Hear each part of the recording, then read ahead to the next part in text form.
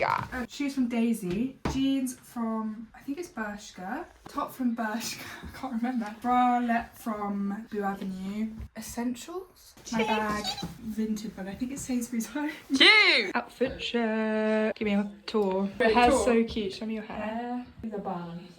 This is a tie I made. This is from Urban Outfitters. This is you guys from Urban as well. This is my mum's. This is my sister's. Vintage. Vintage from Etsy. Fit check, mummy. My shoes are from Elfix and Farnham. My mum bought them for me. My shorts are Marks and Spencer's in the sale. I think they're about £2. My tops from Esprit, which I think I probably bought online millions of years ago. And my glasses are from the chemist on offer for £1. Amazing. And what about your face? Came for free. My mother.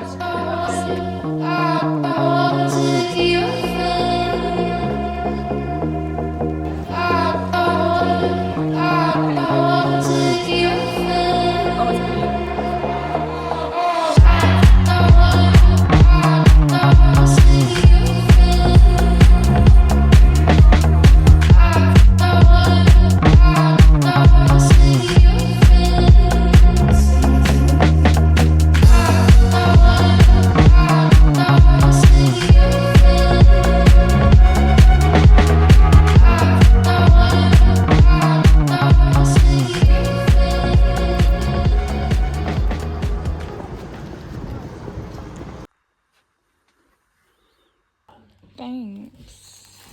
She's in the driving seat. Wanna drive, Margot? Tina. Oh, there she goes. Going backwards.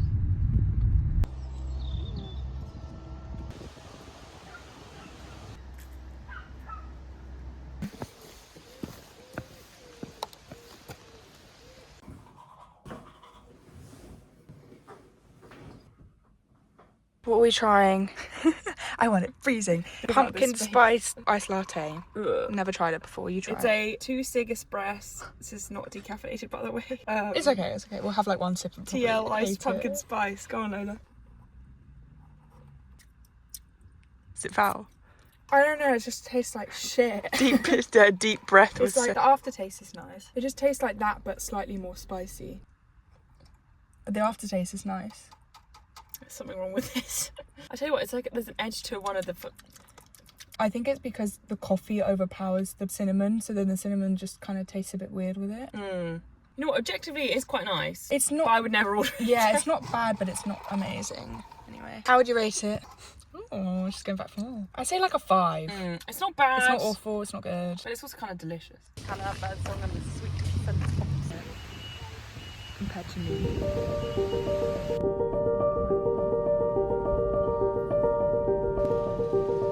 We're getting to the Apollo bit where they filmed the confession scene. I'm so excited.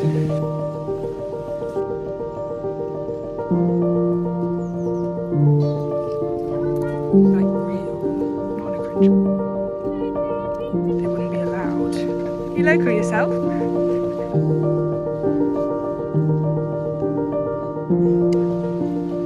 Is it part of the set? Oh, I don't like it. Pitch black. Whoa. I feel like I'm going to trip. I should have brought a hood. Are you laughing at me? No. I'm sure that the feelings which, as you've told me, have hindered your regard will help you in overcoming it. Do you think anything might tempt me to accept the hand of the man who has perhaps forever ruined the happiness of a most beloved sister?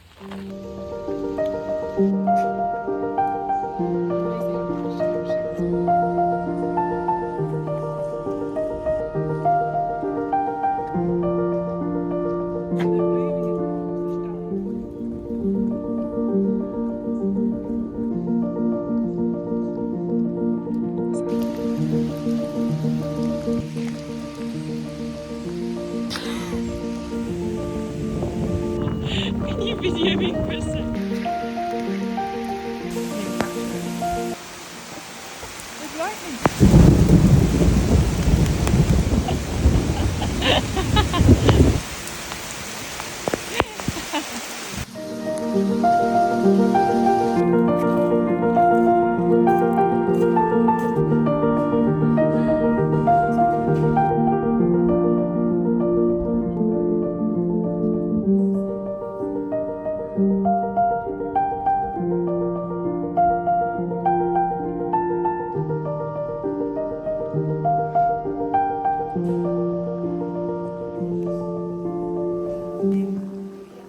So hers is a recreation and his is real.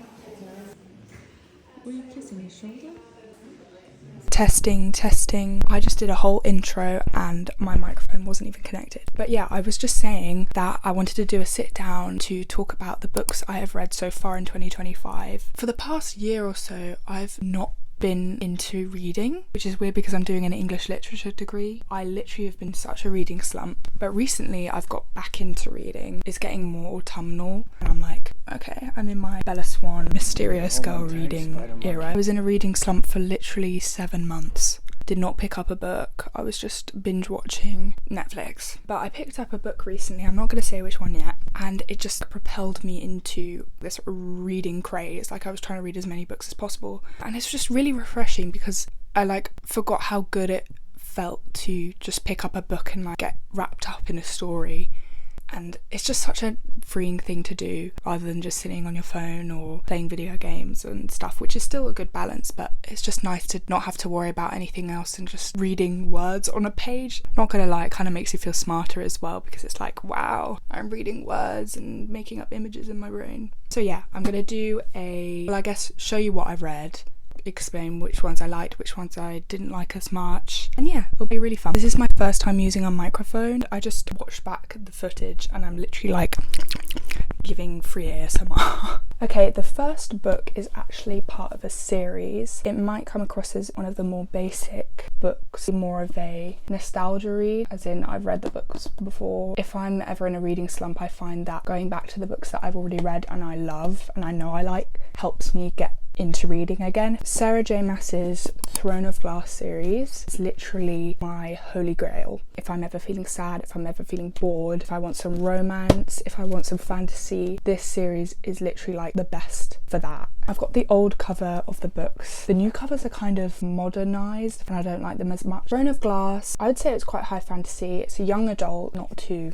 explicit. The main protagonist is called Selena Sardothian. I think that's how you say her surname, Sardothian. I'll just read the blurb. In the dark, filthy salt mines of Endovia, an 18-year-old girl is serving a life sentence. She is a trained assassin, the best of her kind, but she made a fatal mistake. She got caught. Young Captain Westfall offers her a deal, her freedom in return for one huge sacrifice. Selena must represent the prince in a to-the-death tournament, fighting the most gifted thieves and assassins in the land. Live or die, Selena will be free. Win or lose, she is about to discover her true destiny, but will her assassin's heart be melted?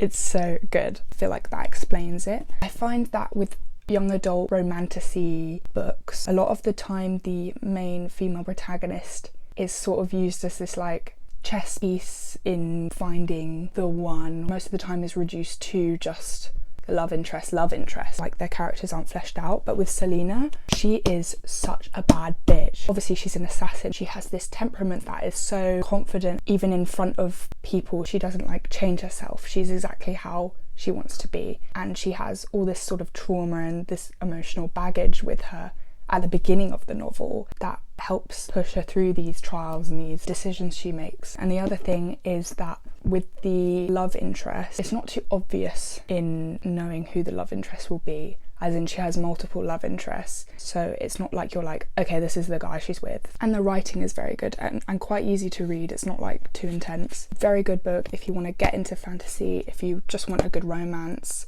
or if you just want a bad bitch main character. I lied about the first book being the book that got me back into reading. First new book that I read is The Song of Achilles by Madeline Miller. This has been on my TBR for years. Everyone on my For You page on TikTok was going, read Song of Achilles, it's so good. Yeah, whatever. They were right. It is such a good read, so beautifully written, so tragic but so eye-opening, because I've never read a book where the main protagonist is a man. I don't know why, I just find that I can't relate to them as much, and I don't know, it just puts me off it for some reason. But being in the eyes of Patroclus was so eye-opening. Awkward young Prince Patroclus has been exiled to the court of King Peleus. Despite their differences, Peleus's golden boy Achilles befriends the shamed prince. As they grow into young men, their bond blossoms into something deeper, despite the displeasure of Achilles' mother, the sea goddess Thetis. But when word comes that Helen of Sparta has been kidnapped, Achilles must go to war in distant Troy and fulfill his destiny. Torn between love and fear for his friend, Patroclus goes with him. I'm getting like sad thinking about it. It's just this story of two people who are brought together by destiny, and it's just like so sad. But yeah, it's just really, really beautifully crafted, beautifully narrated. And to go with the Madeline Miller theme, the next book that I've reread but I love so much is Circe. Dare I say, my favourite book ever. It is blisteringly modern and truly spellbinding, according to Mail on Sunday. In the house of Helios, god of the sun and mightiest of the Titans, a daughter is born. Circe is strange, not powerful and terrible like her father, nor gorgeous and mercenary like her mother. She has a dark power of her own, witchcraft. When Circe's gift threatens the gods, she is banished to the island of, I think it's pronounced Aia, where she hones her occult craft, casting spells, gathering strange herbs, and taming wild beasts. Yet a woman who stands alone cannot live in peace for long, and among her island's guests is an unexpected visitor, the mortal Odysseus, for whom Circe will risk everything. Circe's tale is a vivid epic of family rivalry, love and loss, the inextinguishable song of women burning hot and bright in the darkness of a man's world. I think that line pretty much summarises it. Provides a much needed twist on how epics are told. It is so male dominated, obviously, and it's refreshing in the sense it's in the perspective of a woman and how she is treated by men. Yeah, the Times quotes Circe back as a superwoman. Miller's Me Too era kick-ass portrait of a woman trying to defy the men and fates arrayed against her is enchanting. Anyway, so yes, Madeline Miller, give her a read. Really beautiful work. Next book is also part of a trilogy. I just finished it a week ago and I'm literally still recovering from it. It is The Poppy War by R.F. Kuang. I think that's how you say her surname. The novel draws on the Chinese Civil War. It's based on the Second Sino-Japanese War. It sort of explores themes of imperialism and colonialism and racism. It's set in a world where the country's divided by different factions, different leaders, conflict between the north and the south. Poor are shunned, the poor are condemned and treated like nothing, whereas the rich obviously thrive and they survive. R.F. Kuang, she uses this political, historical backdrop as a way to set up this world in which fantasy and politics are one. The main thing that you can grasp from this book is that war is both necessary and horrible. I think there was a quote, I can't remember what it said. I think it said something like, war is not about winning, it's what remains, or something like that. I can't remember the quote. When Rin aced the Keju, the test to find the most talented students in the Nakara Empire, it was a shock to everyone. That she got into Sinigard, the most elite military school in Akan, was even more surprising. But surprises aren't always good. Because being a dark-skinned peasant girl from the south is not an easy thing at Sinigard, fighting the prejudice of rival classmates, Rin discovers that she possesses a lethal, unearthly power, an aptitude for the nearly mythical art of shamanism. Exploring her gift with the help of a seemingly insane teacher, Rin learns that gods long thought dead are very much alive, and that mastering these powers could mean more than just surviving school. For while the Empire is at peace, the Federation of Mugen, I think it's Mugen or Mugen, still lurks across a narrow sea. The Federation occupied Nakan for decades after the First Poppy War, and only barely lost the continent in the second. And while most people calmly go about their lives, a few are aware that a third Poppy War is just a spark away. Oof, that's an intense blurb. But yeah, the thing I liked about the Poppy War was the fact that the main girl in it, Rin, she's not perfect. She's a very flawed character. She makes mistakes, she says the wrong thing, she ruins relationships, has this idea that she needs to keep winning and needs to keep going, and doesn't accept the fact that she needs to step back. And I think that's such an interesting thing to witness. It's like the butterfly effect. One decision she made earlier on has a massive impact on like an entire empire in the next book. It's just very interesting to watch. A really good read. There's 3 books to it. I think it's The Poppy War, The Dragon Republic, and then The Burning God. My favourite book was The Dragon Republic. Poppy War, really good read. Definitely recommend. Okay, we're getting through them. The Hobbit by Tolkien. Oh, can we just admire the map? and like the artwork is amazing as well. But yeah, The Hobbit is a story of how a Baggins had an adventure and found himself doing and saying things altogether unexpected. I think the reason why I liked this book was the fact that Bilbo Baggins, the main Hobbit, is anxious to have an adventure, and I think that's relatable for me in the sense that I find it hard to put myself out there and go out of my comfort zone. And this little hobbit who lives in his hole goes out, fights dragons, fights goblins, meets orcs, meets Gollum. Like, that would freak me out. Becomes a better person as a result of that. Bilbo Baggins enjoys a comfortable, unambitious life, rarely travelling further than the pantry of his hobbit hole in Bag End. I can relate. But his contentment is disturbed when the wizard Gandalf and a company of 13 dwarves arrive on his doorstep to whisk him away on a journey to raid the treasure hoard of Smaug the Magnificent, a large and very dangerous dragon. I'm getting out of breath reading these blurbs. Hobbit, must read, really good if you want to get into fantasy or older fantasy, really good if you want to get into classics, or if you just want to read something about a dragon. This is my last book that I've read recently, and let me say it's probably my least favourite I've read. It is Bunny by Mona Awad. I don't know how to say her surname. Very pretty cover though. I can't remember what it's about. I've read it recently but I can't remember what it's about. Samantha Heather Mackay is an outsider in her small, highly selective MFA program at Warren University. In fact, she is utterly repelled by the rest of her fiction writing cohort, a clique of unbearably twee rich girls who call each other Bunny. But then the bunnies issue her with an invitation, and Samantha finds herself inexplicably drawn to their front door, across the threshold and down their rabbit hole. Blending sharp satire with fairy tale horror, Bunny is a spellbinding trip of a novel from one of fiction's most original voices. I did like the book in the sense it's something different to what I would usually read. I think the thing I didn't like was it's very hard to follow, and I found that the main character Samantha wasn't that likeable. She seemed quite 2D. I'm not going to spoil what happens, but when she finds herself in a very peculiar situation, she's just sort of like, did this happen? Wow, that's crazy. She doesn't react like a human, and the imagery is very wacky. Wouldn't say I'd recommend this, but it is good to branch out and read something different. Current book I'm reading is Stephen King's The Gunslinger. This is very out of my comfort zone. I've never read Stephen King before. I think it is part of a series. I think there's 3 Dark Tower books. The first line of this book is the thing that drew me into it.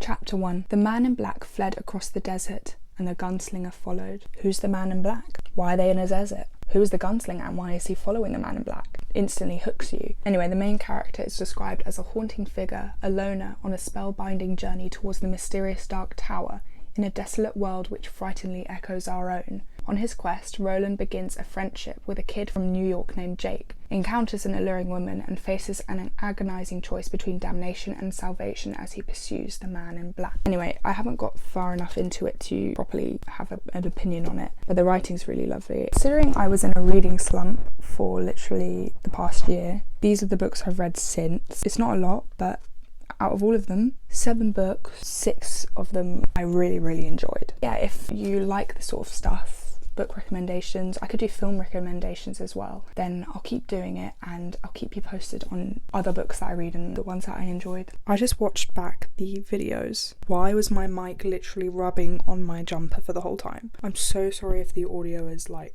bad. But yeah, I hope you enjoyed.